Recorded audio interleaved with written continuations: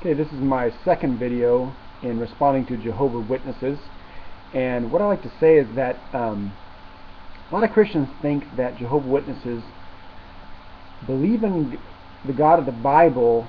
I mean, the God the Father is God, but just not with the Trinity. They don't accept the Trinity. Actually, the Jehovah's Witness God is not like the Orthodox Christian God at all, or the biblical God at all. Not at all.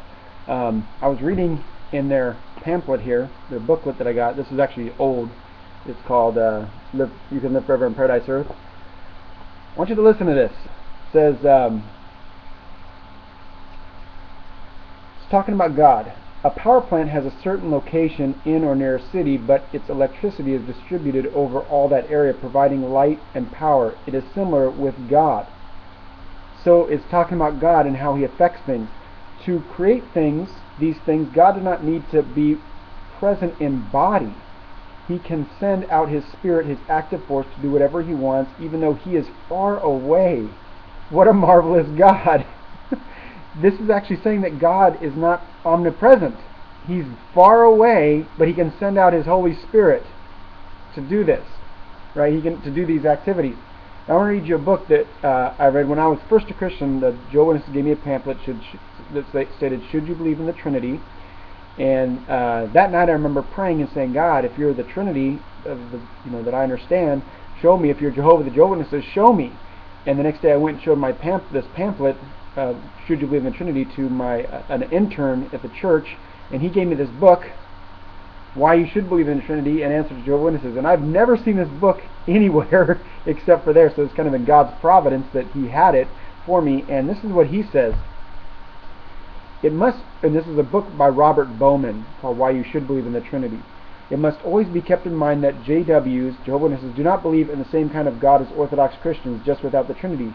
They do not believe in the same kind of God at all. The Orthodox God is absolutely infinite, the creator of space, time, matter, and energy, transcending all finite bounds, omnipresent, omnipotent, omniscient. The Witnesses' God is none of these things. A curious puzzle arises when one asks about the nature of God's force. It is not God, according to the Witnesses, since it is an impersonal force that God uses.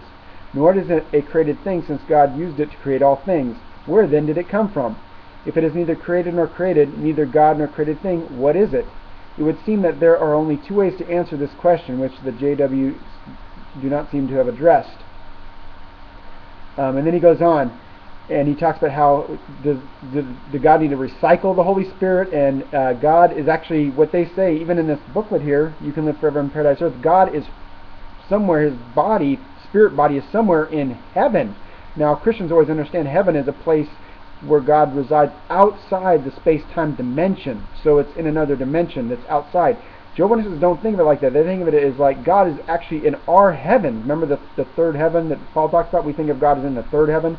There's the heaven, which is the sky, and then there's the heavens of the heavens, and then there's the third heaven where God exists. That's the dimension, and that actually heaven, I think, is right next to us. It's a spiritual dimension right next to us. When you die, you instantly go into it. The Jehovah's Witnesses think that God is in the second heaven, somewhere in outer space, and that He sends His Holy Spirit to do His will, and angels to do His thing, to do the things that He needs to do. So he talked about here, if God is in space-time, then that means His thoughts can only travel at speed of light. So how would He hear prayers if He's so far away? And it brings all these troubling things up. So the Trinity, he talks about here, these may seem like silly questions, but they constitute real problems for JWs who insist that they be able to understand the God they worship. The point is that in their zeal to avoid mystery, they end up only in what can be called nonsense. The Trinitarian God has no such problems. The Holy Spirit is nothing less than God Himself. God is present everywhere, so He has no problem controlling His works. He needs no force outside Himself to do His works, nor does He need to emanate some of His own energy to places far from His presence in order to be there.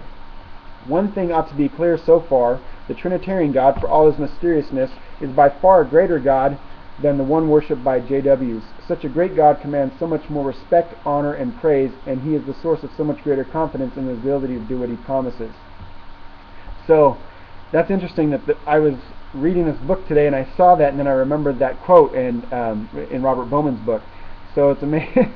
So the Jehovah's Witness God actually is not like the Orthodox Christian God at all. And of course you have the scriptures where Solomon says that the heavens and the highest heavens can't contain God. So, It's Psalms 139 where David says, where can I go from your spirit? Where can I flee from your presence? God is present everywhere.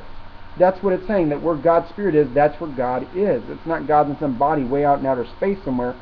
God is actually present everywhere. So the heavens, the highest heavens, can't contain him. He's everywhere. Jesus Christ too is called omnipresent in Ephesians.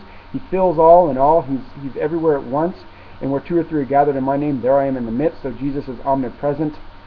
And so the God of Orthodox Christianity is a far greater God than the God of the Jehovah's Witnesses.